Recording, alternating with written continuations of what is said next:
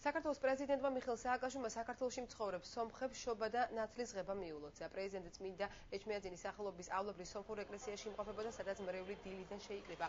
იშვიათად რომელიმე ერებს აკავშირებდათ 1000 წლეულების განმავლობაში თანაარსებობა, ახლობლობა, მეგობრობა, ძმობა, ერთმანეთის გატანა და ერთად გადარჩენა ურთულეს ისტორიულ და გეოპოლიტიკურ სიტუაციაში. ეს ურთიერთობები ამ ქვეყნებს შორის არის არა მხოლოდ წარსულზე დაფუძნებული, არამედ აწმყოზეც, განაცხადა პრეზიდენტმა. მისივე თქმით, ასეთივე ურთიერთობები შენარჩუნდება მომავალშიც.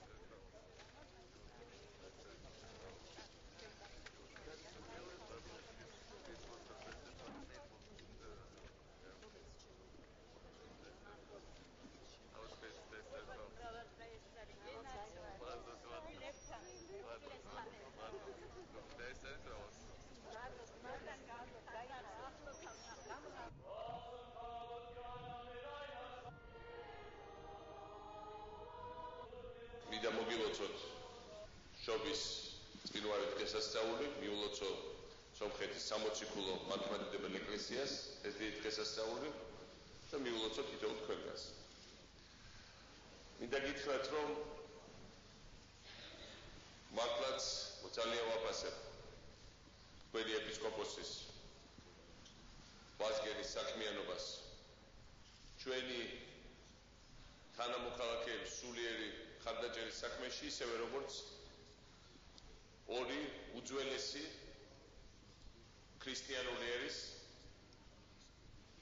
სომხეთის და საქართველოს ურთიერთობის განვითარების საქმეში.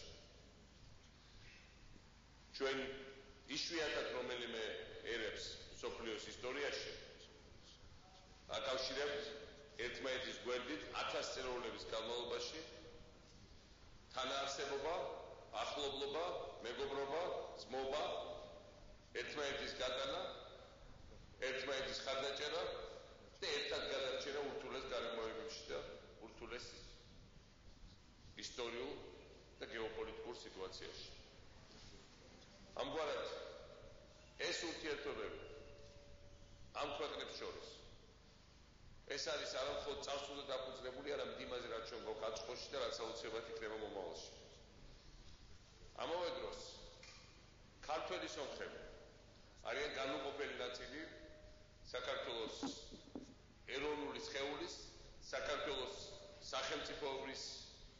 სახელმწიფოებრივი განვითარების. ჩვენ არასდროს არ დაგვავიწყდება, არ უნდა დავივიწყოთ ის წვლილი, რომელსაც სომხება შეიტანეს საქართველოს არა მხოლოდ უბრალოდ ეკონომიკურ, კულტურულ, სულიერ ადამიანურ განვითარებაში, არამედ ისიც, რომ უამრავი მათგანი საუკუნეების განმავლობაში და მათ შორის უახლოეს ბოლო წლებში იბრძოდა ღიარაღით ხელში საქართველოს დამოუკიდებლობისთვის, ერთიანობისთვის, თავისუფლებისთვის და თავისი სისხლით შეიტანეს წვლილი იმაში, რომ საქართველოს არსებობის გადარჩა და ვითარდება.